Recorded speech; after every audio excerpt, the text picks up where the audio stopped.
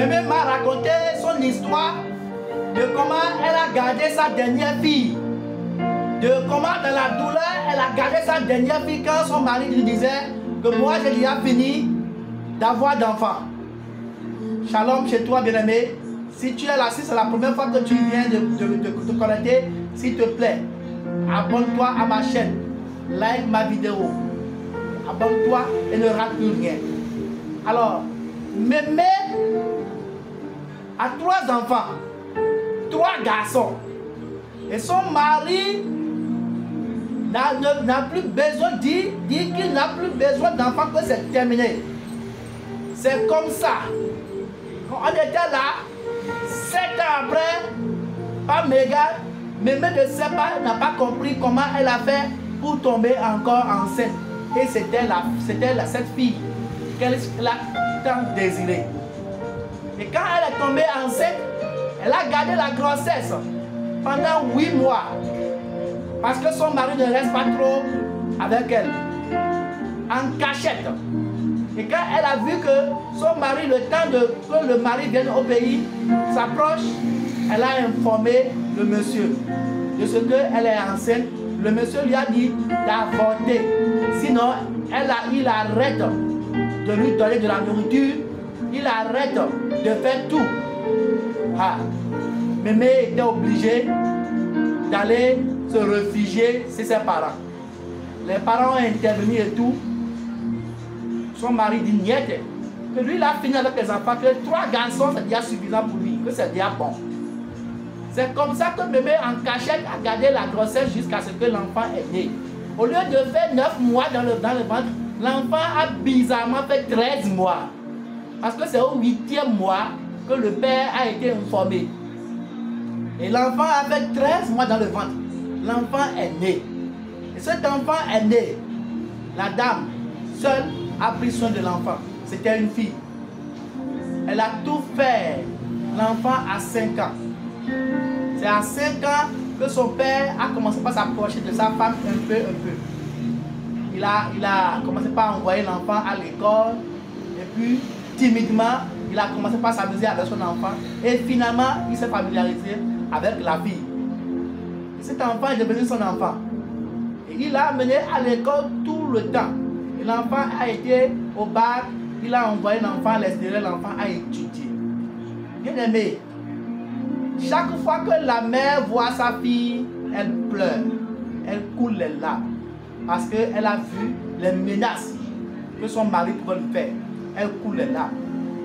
Le monsieur maintenant, le monsieur arrivé à un temps, le monsieur était en position maintenant de manque d'argent. Ces 3 garçons qui étaient des garçons chéris, aussi ont voyagé, ils ont eu des diplômes et tout. Mais parmi eux tous là, les 3 garçons n'ont pas eu d'emploi. Et c'est cette seule fille qui a trouvé d'emploi. En position de faiblesse, chaque fois que le père a des difficultés d'argent, la fille fait tout pour lui envoyer 1 million de francs CFA. Et la mère qui a subi ne trouve rien.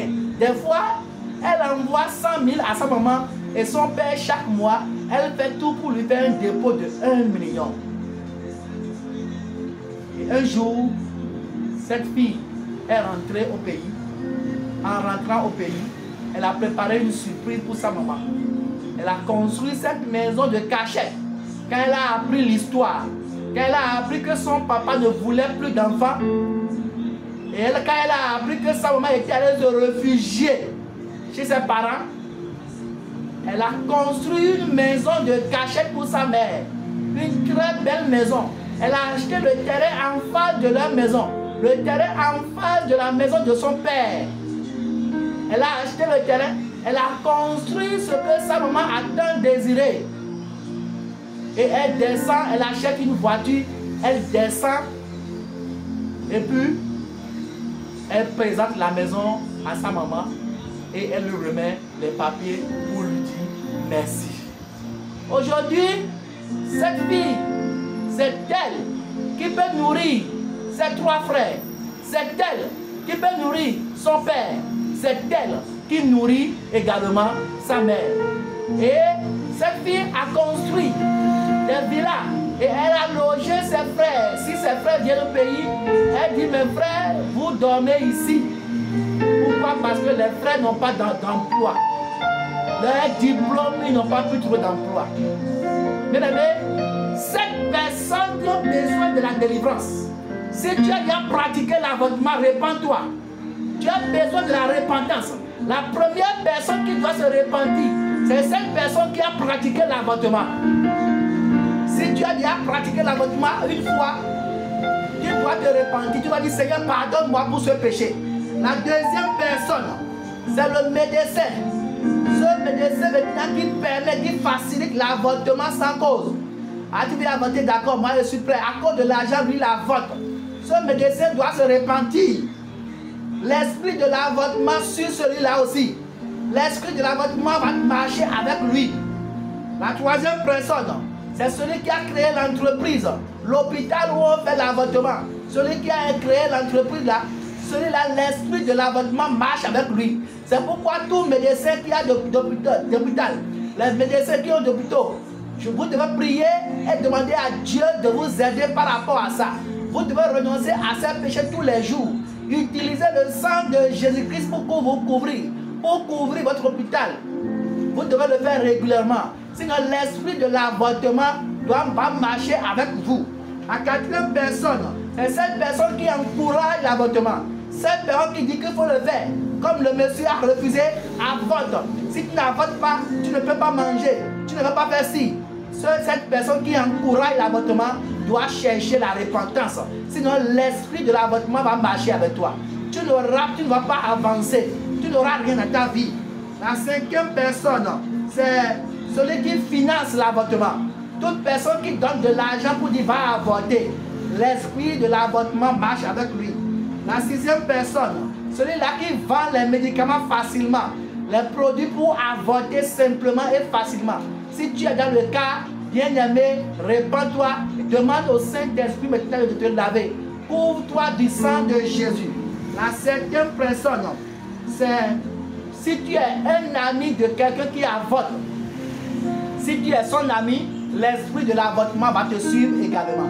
C'est pourquoi ce soir, je voudrais que si tu te retrouves dans cette liste, la liste est aussi, mais moi j'ai trouvé 7 personnes seulement que tu as donné. Si tu te retrouves dans cette liste, je voudrais que tu pries ce soir, que tu invoques le sang de Jésus-Christ. Appelle maintenant ce sang qui sauve, ce sang qui lave. Appelle ce sang, va voir ton pasteur, qu'il prie pour toi, va confesser ce péché. Je prie maintenant afin que cet esprit, l'esprit de l'avortement maintenant ne te trouve pas. Que le sang de Jésus maintenant parle sur ta vie, qui te couvre, qui te lave. Au nom de Jésus, sois en paix. Shalom chez toi. Amen.